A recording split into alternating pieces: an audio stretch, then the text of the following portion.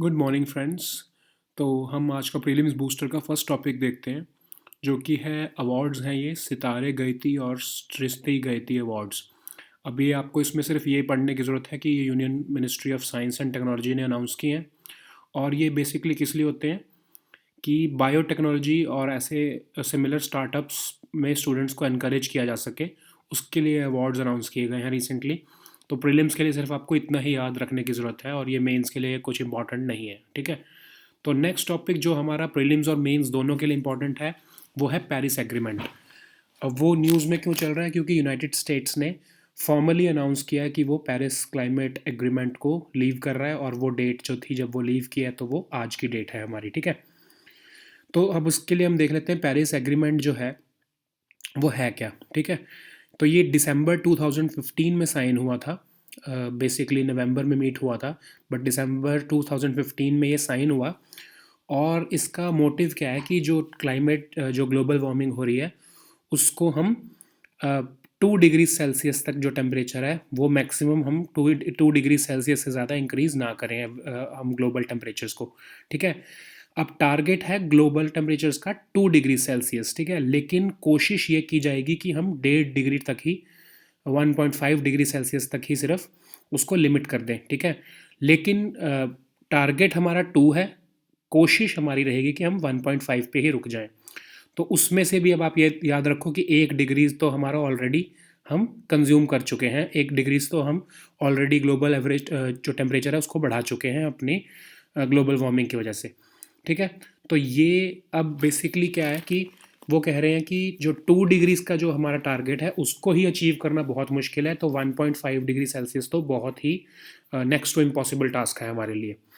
तो Paris agreement में बहुत ही स्ट्रिक्ट कंप्लायंस की बातें कही हैं हम डेवलप्ड कंट्रीज़ के लिए, लेकिन अब आप याद रखो कि पेरिस एग्रीमेंट जो है वो लीगली बाइंडिंग नहीं है, ठीक है।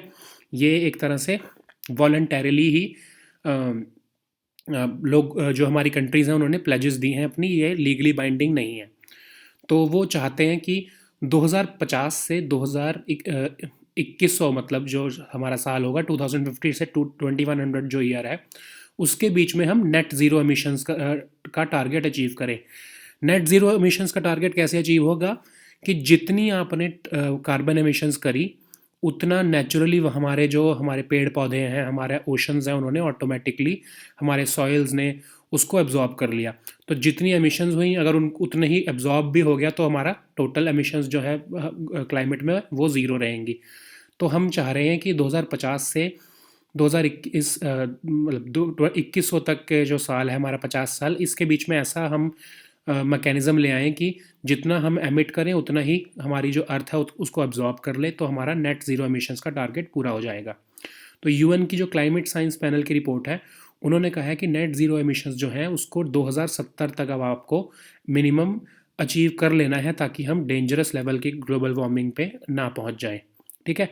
अब इसमें कन्फ्लिक्ट पॉइंट्स क्या थे, क्यों इसमें लोगों को प्रॉब्लम दिख रही थी, इवन प्रेसिडेंट ट्रंप को भी क्या प्रॉब्लम दिख रही थी कि डेवलप्ड कंट्रीज़ जो हैं उनको इसमें फाइनेंशियल रिसोर्सेज देने पड़ रहे थे डेवलपिंग कंट्रीज़ को, ताकि वो डील कर सकें, ऐसी टेक्नोलॉजी बना सकें कि वो क्लाइमेट चेंज को रोक सकें, ठीक है।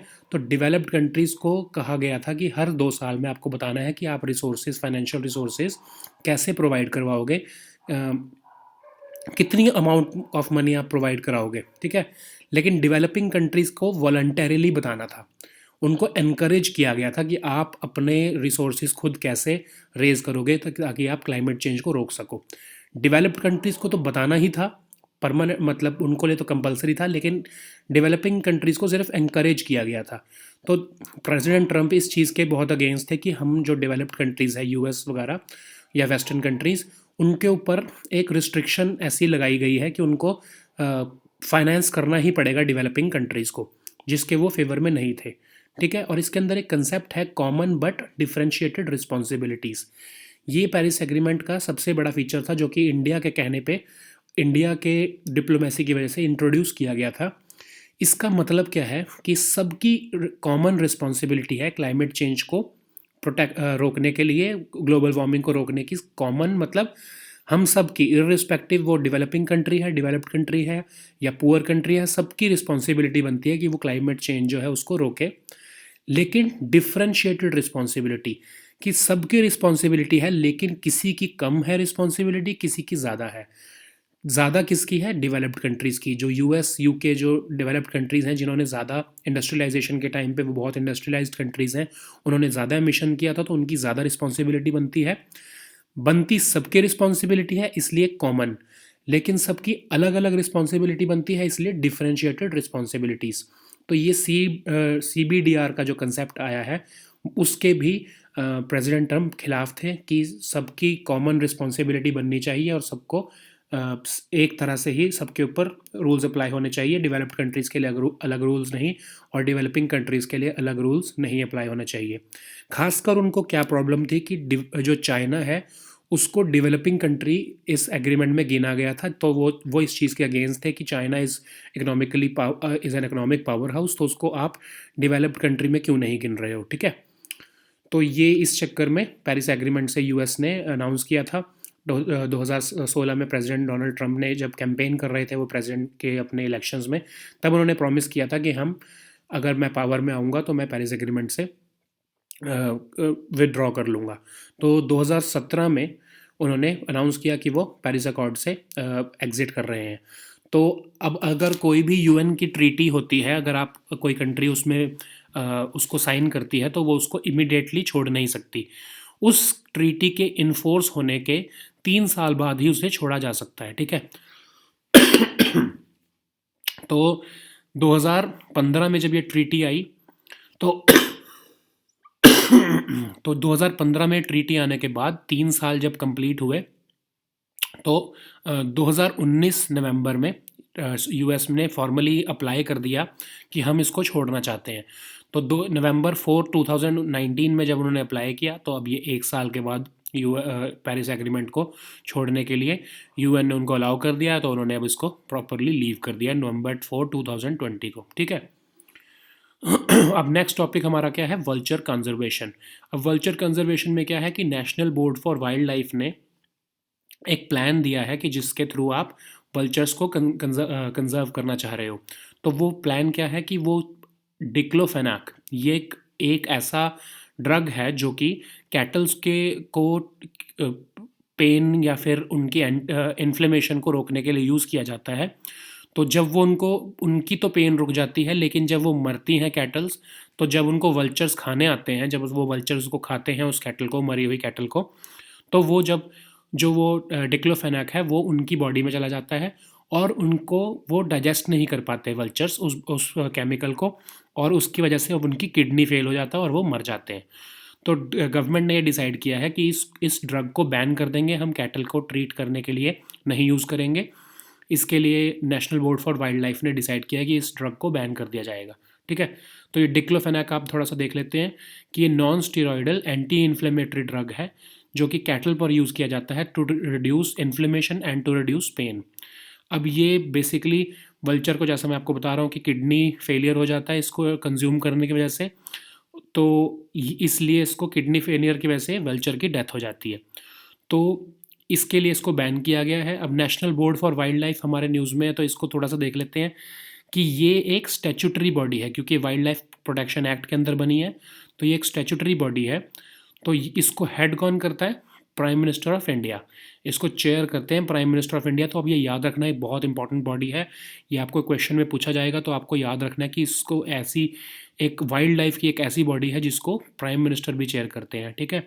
इसकी जो स्टैंडिंग कमेटी है उसको हमारे जो इन्वायरमेंट मिनिस्टर हैं वो चेयर करते हैं, और उसमें 10 मेंबर्स हो सकते हैं, मेंबर सेक्रेटरी हो सकते हैं। बेसिकली ये आप पीडीएफ में से इसमें से पढ़ लेना, ठीक है।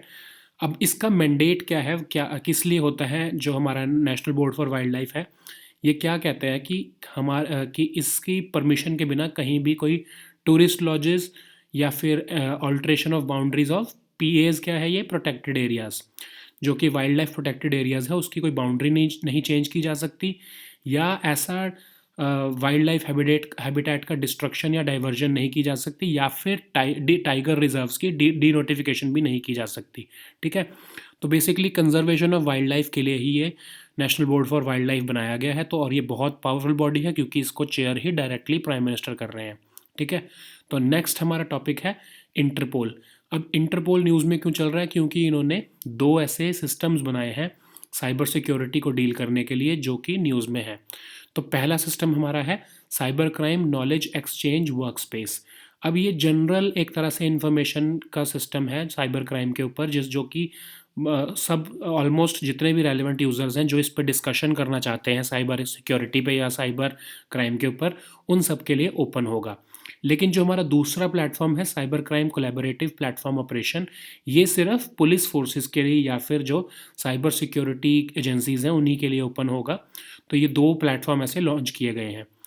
तो अब इंटरपोल के बारे में थोड़ा सा देख लेते हैं कि इंटरपोल जो है वो, पहले तो आप ये याद रखना कि मैंने ऐसे क्वेश्चन में भी डाला है इसको बना के कि ये लीग ऑफ नेशंस या फिर यूनाइटेड नेशंस का पार्ट नहीं है। ये सेपरेटली एक मीटिंग हुई थी इंटरनेशनल क्रिमिनल पुलिस कांग्रेस 1914 में, जिसमें 24 कंट्रीज़ ने पार्टिसिपेट किया था और उसमें डिसाइड किया था कि एक ऐसी वर्ल्ड वाइड पुलिस और कोऑपरेशन और क्राइम कंट्रोल के लिए एक इंटरनेशनल ऑर्गेनाइजेशन होनी चाहिए। इसलिए 1923 में इसको फाउंड किया गया इंटरनेशनल क्रिमिनल पुलिस कमीशन के नाम से। ठीक है, 1946 में जब वर्ल्ड वॉर 2 ख़त्म हुई तो इसका नाम चेंज करके इंटरनेशनल क्रिमिनल पुलिस ऑर्गेनाइजेशन किया गया, जिसमें बेल्जियम, फ्रांस, स्कैंडिनेविया और यूके के ऑफिशियल्स ने पार्टिसिपेट किया। 1956 में एक न्यू कॉन्स्टिट्यूशन बना इसका और इसका नाम चेंज करके इंटरपोल कर दिया गया।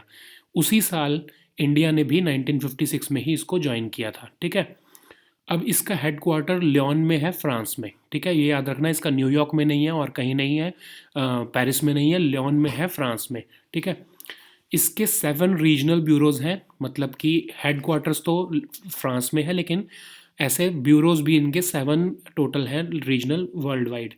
और ये नेशनल सेंट्रल ब्यूरो के थ्रू, जो कंट्रीज़ में स्पेशली नेशनल सेंट्रल ब्यूरो होता है उसके थ्रू ही उस कंट्री के साथ कोऑपरेट करता है। इंडिया में भी ऐसा है, एक national crime bureau control national central bureau है, जिसके थ्रू हमारी जो गवर्नमेंट ऑफ इंडिया के जो पुलिस है एजेंसीज़ हैं वो इंटरपोल के साथ कांटेक्ट करती हैं।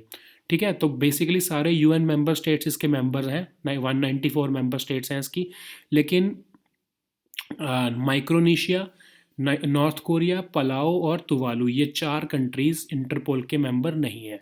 ठीक है, ये यूएन के मेंबर स्टेट्स हैं लेकिन इंटरपोल के मेंबर नहीं हैं। ठीक है, तो ये आज के हमारे टॉपिक्स हैं, तो आप ये पीडीएफ डाउनलोड करके इनको पढ़ लेना। So will meet next time with new topics. Until then, good bye and thank you.